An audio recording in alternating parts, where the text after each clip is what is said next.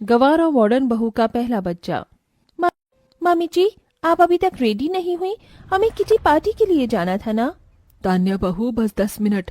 वो मैं हमारा रोहित के लिए खाना बना रही थी ना, इसीलिए तैयार होने में थोड़ा लेट हो गई।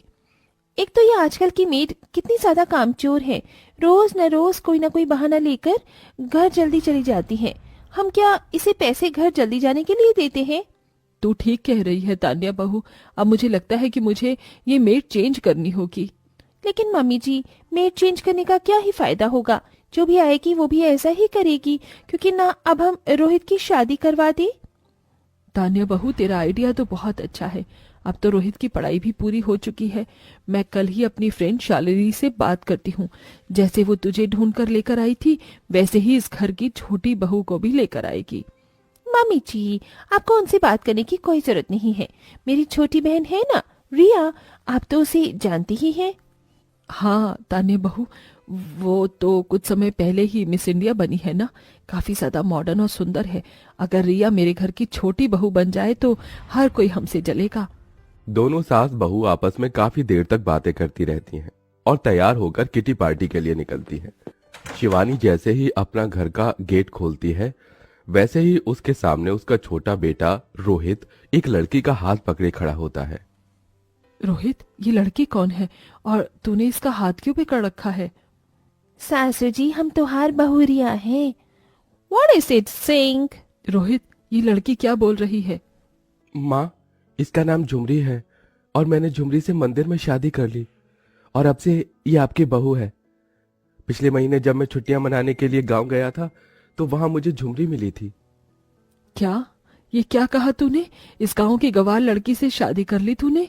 क्या बोल रहा है? होश में तो है ना? हाँ रोहित, ये तुमने क्या किया? इस गवार लड़की को तुमने हमारे खानदान की बहू बना दिया। अरे सासू माँ, भाजाई, काहे इतनी परेशान होवत हो? अब हम भी इस घर की बहू हैं, हमरा स्वागत नहीं करोगे? माँ, भाभी, गुस्सा मत कीजिए। झुमरी भले ही गांव की है, लेकिन बहुत अच्छी लड़की है।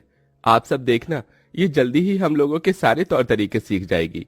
शिवानी और तान्या दोनों जानते थे कि वो अब दोनों कुछ नहीं कर सकते हैं, इसलिए वो न चाहते हुए भी झुमरी का गृह प्रवेश करते हैं और ऐसे ही पहला दिन गुजर जाता है। मम्मी जी, ये धुआं कहाँ से आ रहा है? पता नहीं बहू, खास खास कर मेरे तो सीने में दर्द शुरू हो गया है। लगता है ये किचन की तरफ से आ रहा है। कहीं किचन में आग तो नहीं लग गई? तान्या शिवानी खांसते हुए जल्दी जल्दी किचन में जाती हैं, जहां वो देखती हैं कि झुमरी उनके किचन में बैठकर मिट्टी के चूल्हे पर खाना बना रही है। ओ गवार, क्या कर रही है तू? पूरे किचन में धुआं धुआं कर दिया है। अगर तुझे खाना ही बनाना था तो कैसे बना सकती थी ना?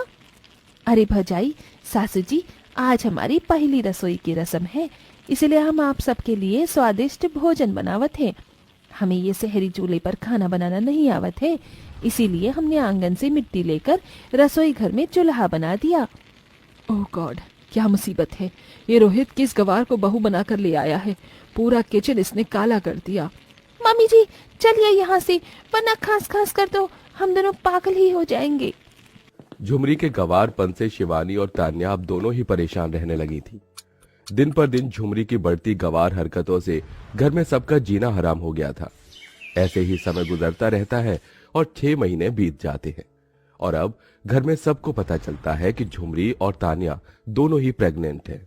मुझे तो यकीन ही नहीं हो रहा है कि मेरी दोनों बहुएं प्रेग्नेंट हैं और मैं जल्द ही दादी बनने वाली हूँ। तान्या बहू, मैंने तेरे लिए एक मेड रखी है, अब से वही तेरा ख्याल रखेगी।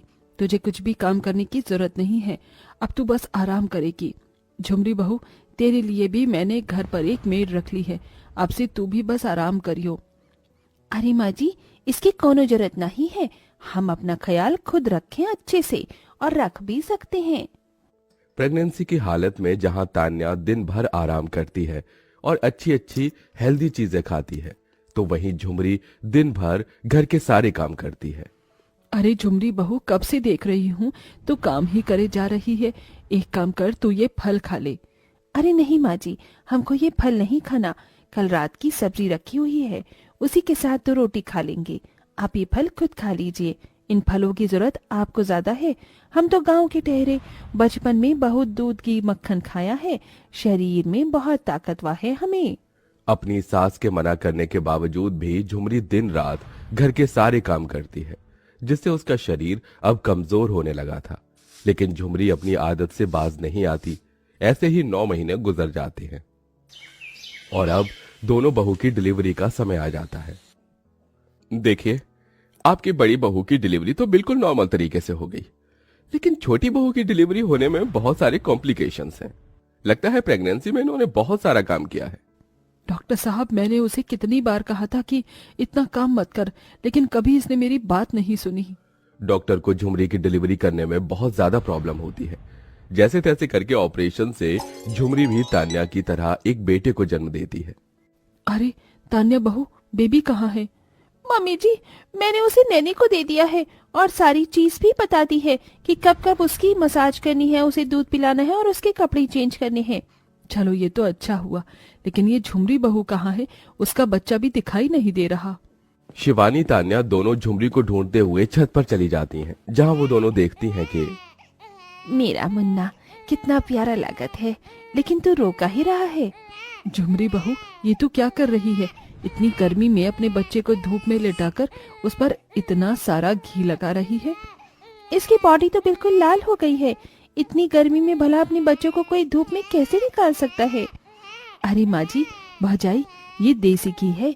इससे बच्चों की मालिश करने से उसकी हड्डियां मजबूत होंगी और धूप में सिकाई करने से भी उसका शरीर अच्छा होगा। झुमरी बहू, इतना भी गवारपन सही नहीं है। इसका शरीर तो देख, बिल्कुल टमाटर की तरह लाल हो गया है।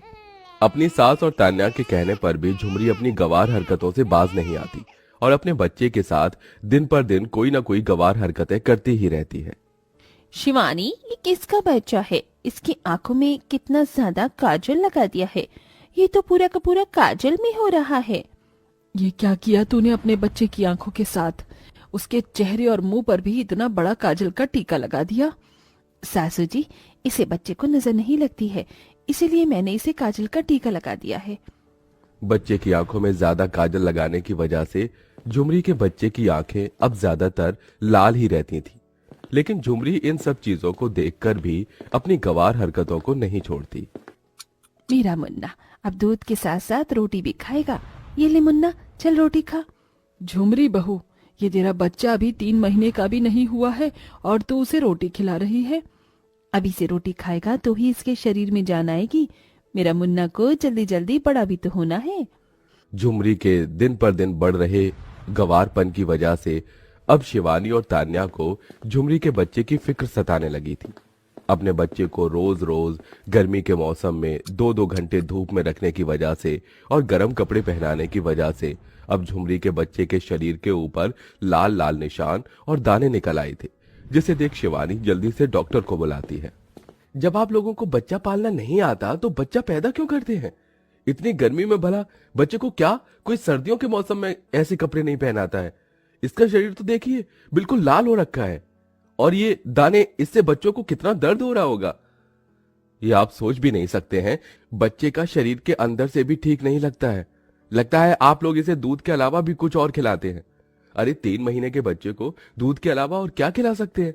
अगर आप लोग मुझे समय पर नहीं बुलाते तो ये बच्चा तो हफ्ते भर में ही मर जाता। सुन लिया तूने? क्या कह रहे हैं डॉक्टर? तेरी वजह से आज तू अपने बच्चे को खो सकती थी। अरे गांव से होना कोई बुरी बात नहीं है, लेकिन इसका मतलब ये नहीं कि अपनी गवार हरकतों से किसी की जान लेने पर तू उतारू हो आए। हर चीज देसी तरीके से हो या जरूरी नहीं है। कभी कभी मॉडर्न तरीके से की गई चीज भी अच्छी होती है। सासू जी, भौजाई, हमारे को माफ कर दीजिए। अपनी देसी और गवार तरीके में हम इतना ही खो गए थे कि अपने बच्चे का दुख भी समझ ना पाए, लेकिन अब से हम मॉडर्न तरीका अपनाएंगे।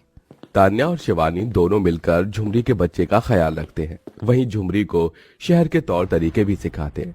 समय बीतने के साथ साथ झुमरी शहर के तौर तरीके अच्छी तरह